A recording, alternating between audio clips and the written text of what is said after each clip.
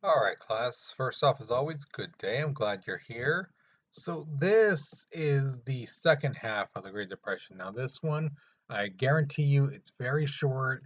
It's just this is part of it I could not fit into the class. Because again, once I got it going, it's like, yeah, I can't go this far. The other stuff I had to go in detail. There's just so much again to the Great Depression. So that's why I made the second part. There is only one question, okay, but the information is imperative. So please do not skip to the question and try to answer it, okay? Just watch the video again. It's very short, but it's vital information about what these people went through in the Great Depression, okay? So here we go. So here's the thing, farmers were especially hit hard during the Great Depression. Thing is, remember I told you there was no rain coming in. There was a drought, and then those farmers who, they didn't have enough food to sell, make money off, make a profit off of. So some farmers actually kept the food that they created. It was like we made them no, we had no crops, And the thing is, those large plantations, they couldn't hire people to pick crops. So, um, thing is, a lot of that food was left to rot, you know, because again, people were looking for jobs. They're like, oh, there's jobs at the farms, you can work at the field workers. But again, the plantation owners and the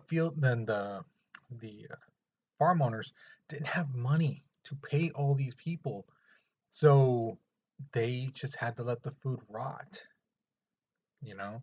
So in the middle of 1930s, there was a large drought in the middle of the country. Let's say in the middle of 1930, there was a big drought, and this made the topsoil dry, and it became kind of like sand. Now, the thing is, topsoil is the stuff that gives the plants the nutrition, so that especially when it rains, it packs it back into the ground. But the topsoil, once it gets to the top, it's there, and high winds, or should say strong winds, can easily pick that up and take it away, and that's what happened. It made difficult to plant, and it was hard for the plants to grow because that's where the nutrition was for the soil. It was that topsoil, and now it's basically like sand. So again, like I said, that hard wind that was coming in, it picked up all that topsoil and it just flung it in the air. Now, it's one thing just to pick up, just a little bit of dirt. You have to remember, we're talking miles and miles and miles of farmland in the middle of our country. And this wind is just picking it up and carrying it and more of it to the point where it created this dust bowl. You know, it's a blanket of dust. And as you can see from that picture, that's not a fire in the background. That's dirt. That is pure dirt. Okay, I know that. I know again. I know the picture. You see it at first, you're thinking it's a fire. It's not. That's dirt. This dirt, this wind was kicking up all this dirt and stuff like that. It made an artificial night. It could be like noon, and when this thing came through, it basically looked like it was midnight. You know, and it was really bad because the thing is, that dirt, it got in people's noses. They were breathing this stuff in, and it choked them. Now, the thing is, people, we can easily, walk around like this, right? We got some air, we got some protection, things like that. But think of cattle. Animals are out in the open. They really can't, breathe because again, this dirt is kicking around everywhere. So every time they're taking a breath, every time they open their mouth, there's dirt just getting in there. So it did kill animals. And not only that, you have to remember they're planting stuff. They're trying to at least. And what little crops they could grow in some places, now that dirt is covering the sun and is making a blanket of dust that the sun cannot get through. And if it does not enough for the plant, and the plant will die.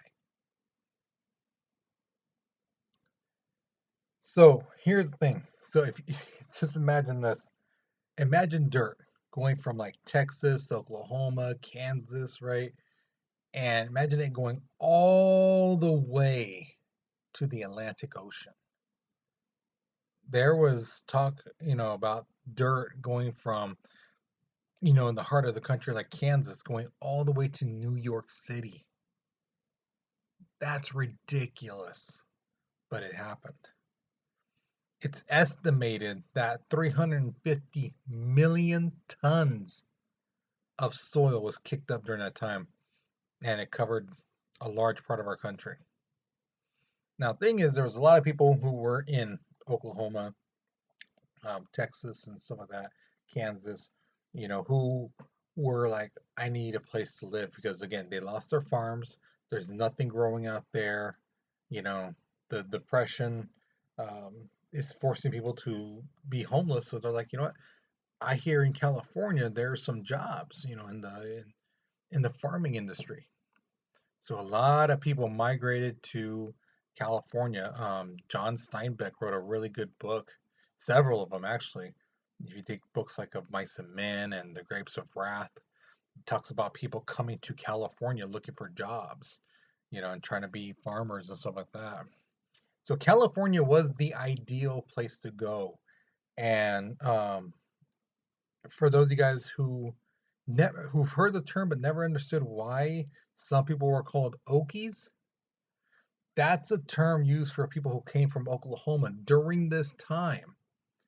So that's why if you notice sometimes, I don't know if you guys have heard it or not, but maybe your parents or grandparents, they've heard the term Okies. That's, again, during this time for white people who came from Oklahoma to California. Here, especially here in the valley. You know, that's who they're talking about.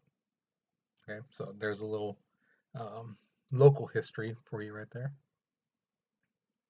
Now, in the fall of 1930s, there was a banking panic. I mean, it really took place. Investors lost confidence in the credit worthiness of their banks, you know, and a lot of people again wanted their money right now. These banks were like, well, we don't have the money now, but we'll have it soon. And people were at first, the Great Depression was just like, hey, well, you better have it soon. Like, well, we can give you $20, $40 right now. We'll get you the rest of the money later. Things like that.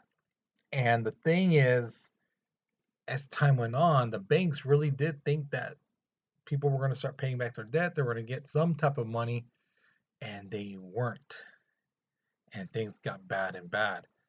Now, again, like I said, the banks never truly ever had enough money to cover everybody who put money in the banks. Um, Now, the thing is, what they did have was loans.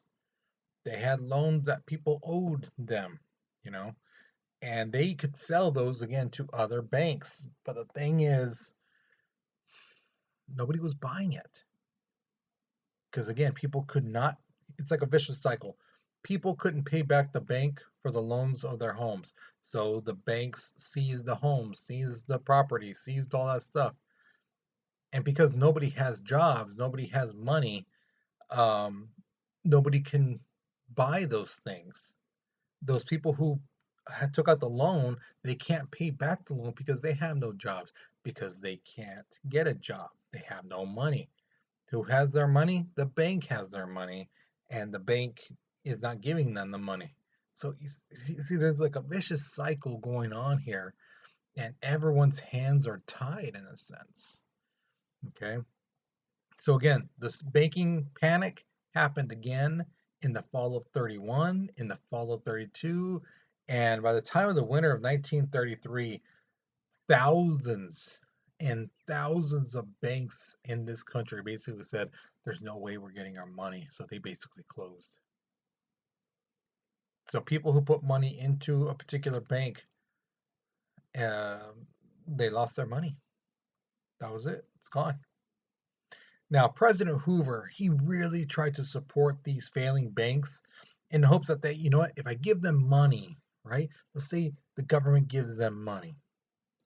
They will then give give money to the people, right? The money they owe to the people, and then the people will then start spending the money on things they need, and then that will get our economy going. And then the banks can lend money to companies and businesses, and then that will get them to start hiring people, and then people will have jobs, and people will be able to pay their taxes, be able to buy things, and that will make our economy better. God, this is a great idea. Let's do it. Let's lend out this money to the people, and lend it out to the banks. Here's a problem. When that is a great idea, by the way. It does work. It does get the economy going.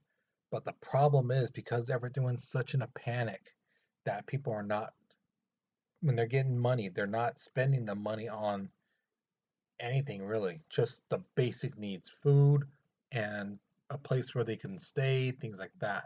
That's it. That's it. Companies that are getting money for loans, the banks are like telling them, "Hey, we'll give you a loan, but you have to pay us back this much and this thing like that," because again, they're all about making money again. And a lot of these businesses are like, "No, we're not. Uh-uh. I'm not gonna take out a loan and I have to pay you basically all this much money back when I don't know what's gonna happen. I don't know if people are gonna buy this stuff. You know, people barely don't even have money. Why are they gonna buy chairs for? You know, if my company is making chairs, why would people want to buy chairs when they don't have a place to live?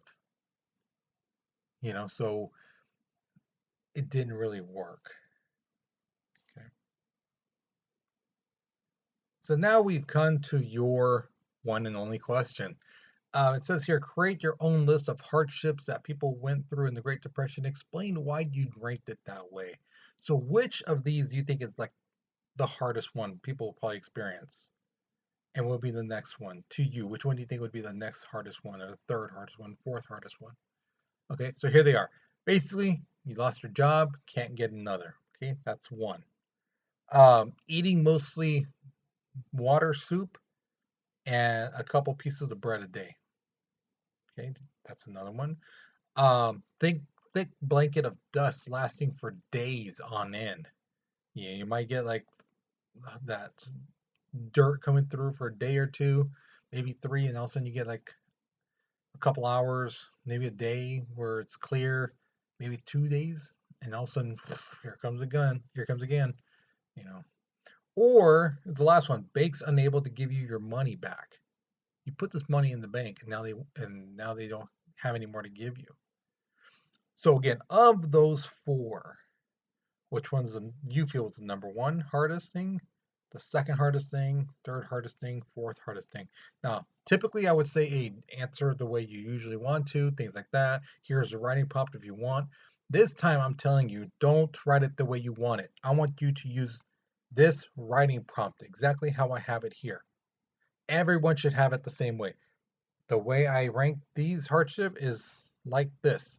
Semicolon, number one, boom, number two, boom, number three. Okay? Do not go off on your own. Don't go off on a tangent thinking I'm gonna write my own sentence way. No.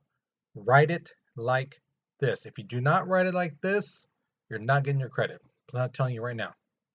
Okay? Because a lot of you guys do not, when I give you rankings, I want to see what you rank it. You guys just give me number one thing, and that's it. And it's like, no, that's not what I'm asking you. So if you do not write it, again, I'm saying this now, again, if you do not write it the way I have it right here, do not put the rankings of the way I have it right here for you, you will not get your credit for this part. Okay? Write it exactly the way I have it.